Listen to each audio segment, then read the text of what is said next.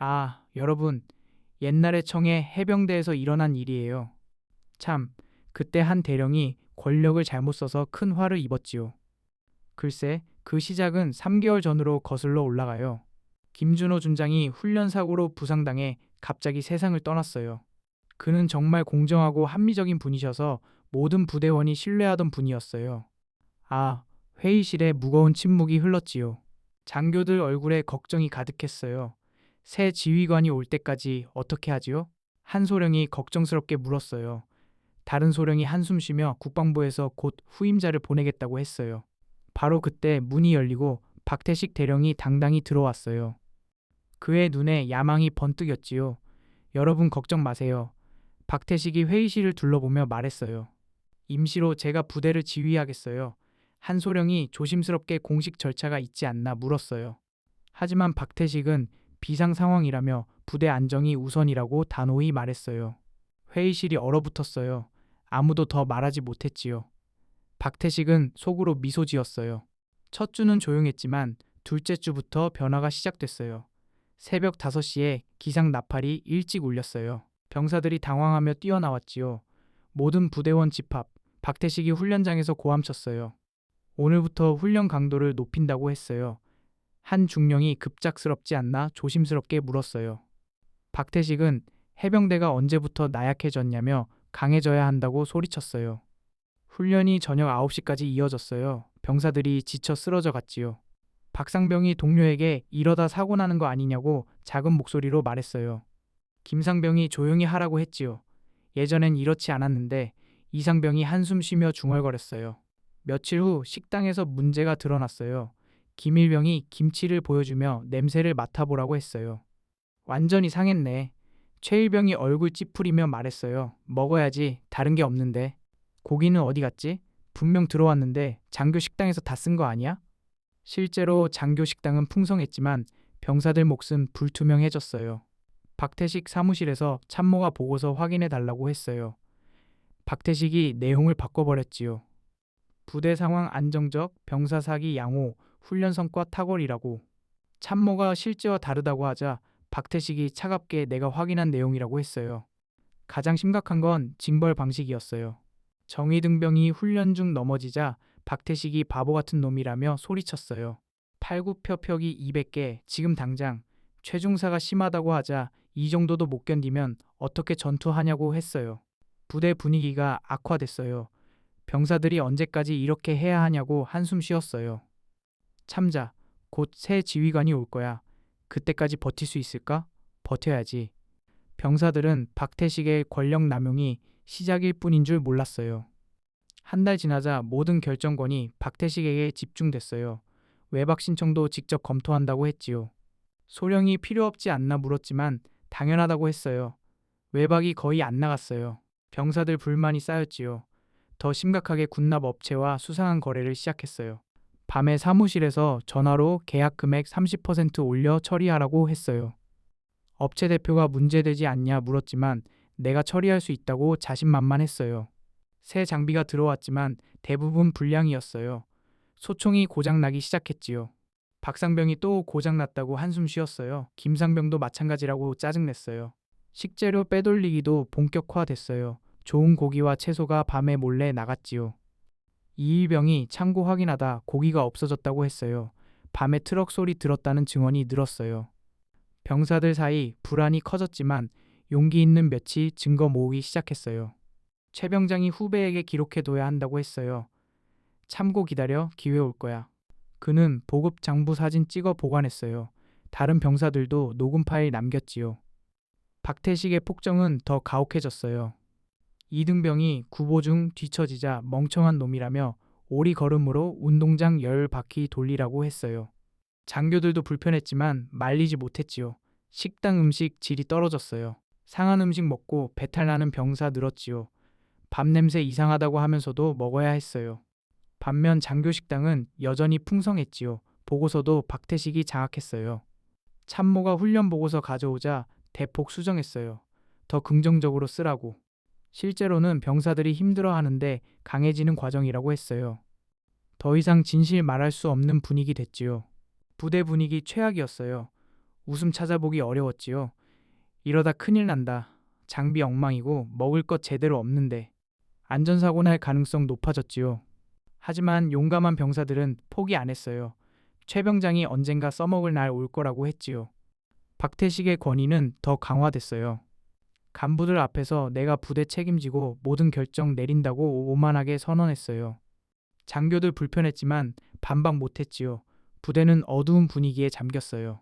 병사들 지옥 같은 상황에 막막했지요. 하지만 국방부에서 새 지휘관 선정하고 곧 부임할 거였어요. 박태식이 예상 못할 특별한 분이지요. 2달 지나 청해 해병대는 완전히 달라졌어요.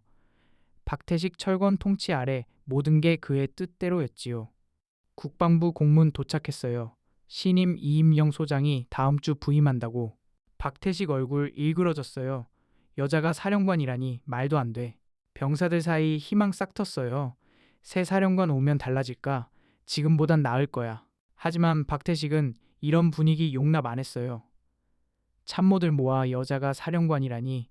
여군들이 너무 설치다고 불쾌하게 말했어요. 참모가 능력 있으실 거라고 하자 코웃음 치며 정치적 배려로 올라온 거라고 했어요. 이미 신임 소장 무시하기로 마음 먹었지요. 부대원들 기대와 걱정 사이 갈등했어요. 병사들 변화 올 수 있단 희망 품었지요. 저녁 생활관에서 새 사령관 오면 달라질까 물었어요. 글쎄, 박 대령이 가만히 있을까? 박태식 영향력 강해서 쉽게 변할 것 같지 않았지요.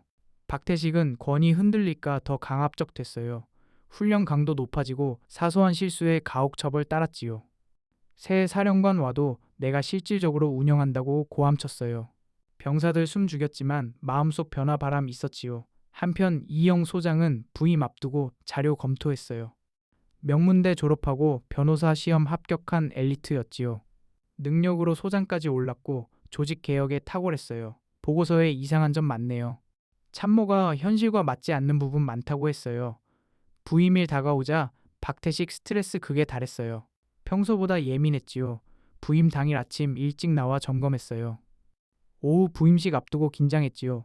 점심에 참모들과 부대 근처 민간 식당 갔어요. 마음 다잡으려 했지요. 식당에 사람 많았어요. 부대 인사와 주민 섞여 있었지요. 그때 젊은 여성이 들어왔어요. 군복 입었지만 외투 때문에 계급장 안 보였지요. 이미 소장이었어요. 부임식 전에 식사하려 들른 거였지요. 박태식은 그녀 보고 기회라고 생각했어요. 스트레스 폭발했지요. 저기 줄 선 여자 봐. 큰 소리로 말하기 시작했어요. 식당 조용해졌지요. 여자가 군복 입고 있네. 요즘 이런 게 유행인가? 주변 사람들이 지켜봤어요. 이미 소장은 묵묵히 줄 섰어요. 박태식 목소리 높여 군복은 장식품 아니냐고 했어요. 여자가 무슨 군인이냐? 웃기지? 참모가 조용히 하라고 했지만 멈추지 않았어요. 요즘 여자들이 별걸 다 하네. 군복 입고 설치고. 아마 남편이나 아버지 군인이라 흉내내는 거겠지. 진짜 군인이라면 계급 말해봐. 그때 이영 소장이 천천히 외투 단추 풀기 시작했어요. 식당 시선 집중됐지요. 박태식은 자신만만하게 어디 보자고 했어요. 계급장 제대로 달았나? 이영 소장이 침착하게 외투 벗었어요. 은빛 별 2개가 번쩍였어요. 소장 계급장이었지요. 식당이 얼어붙었어요. 박태식 얼굴 하얗게 변했어요. 소장님, 떨리는 목소리로 중얼거렸지요. 주변 사람들이 숨 죽였어요. 병사들 눈 커졌지요. 맞습니다. 신임 청해 해병대 소장 이임영입니다. 차분하지만 위험 넘쳤어요. 박태식 당황해 일어나려 했지만 다리 힘이 안 들어갔어요. 죄송합니다. 몰라봤습니다. 하지만 이미 늦었어요. 몰라봤다고요? 방금 말씀 정리해 보시죠. 여자가 무슨 군인이냐? 군복은 장식품이다. 박태식 얼굴 창백해지고 땀 흘렸어요. 이영 소장이 헌병대 불러주세요라고 했어요. 중사가 재빨리 전화했지요. 헌병들이 왔어요. 박태식 대령 동행하셔야 합니다. 공개 장소에서 상급자 모독, 성차별 발언 혐의로 조사받으라고 했어요. 그때 병사들이 움직였어요. 최 병장이 소장님, 제출할 게 있습니다. 보급 장부 사진 내밀었어요. 지난 몇 달 부정보급 내역입니다. 이일병도 녹음 파일 있다고 했어요. 박대령 폭과 횡령 정황 담겨 있습니다. 병사들 증언 시작했어요. 김상병이 박대령 몇 달 동안 우리 괴롭혔다고 떨리는 목소리로 말했어요. 박상병도 가혹한 처벌 일상이었다고 했어요. 장교들도 증언했어요. 소령이 정당한 절차 무시하고 독단적 결정했다고 했어요. 중령이 횡령 목격했다고 덧붙였어요. 박태식 궁지 몰렸어요.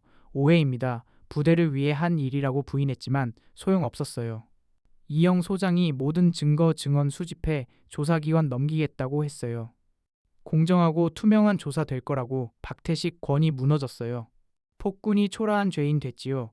헌병들이 연행해 갔어요. 이런 일이 있을 수 없어. 중얼거렸지만 현실이었어요. 병사들 안도했지요. 식당 사람들이 극적인 장면 지켜봤어요. 이영 소장이 앞으로 이런 일 없을 거라고 했어요. 서로 존중하는 부대 만들 거라고. 병사들 얼굴 밝아졌어요. 변화 시작됐지요. 박태식 몰락은 돌이킬 수 없었어요. 청해 해병대에 새 시대 열렸지요. 헌병 차량 멀어지는 모습 보며 정의 승리 목격했어요. 박태식 사건 군수사 기관에 회부됐어요. 병사들 모은 증거 결정적이었지요. 수사관이 최 병장에게 장부사진 언제부터 찍었냐 물었어요. 박대령 권력 잡은 직후부터 언젠가 필요할 것 같아서 위험 감수했다고 하자 누군가 진실 기록해야 한다고 했어요. 녹음 파일도 중요했어요. 불법 거래 내용 담겼지요. 이일병이 행동 돌 넘어서 기록 남겼다고 했어요. 추가 증인 나타났어요. 업체 관계자도 불법 거래 인정했어요. 계약 금액 부풀려 달라고 요구하고 거부하면 제외시키겠다고 협박했다고. 규모 수억 원이라고 했어요. 한 달 수사 끝에 군사재판 회부됐어요.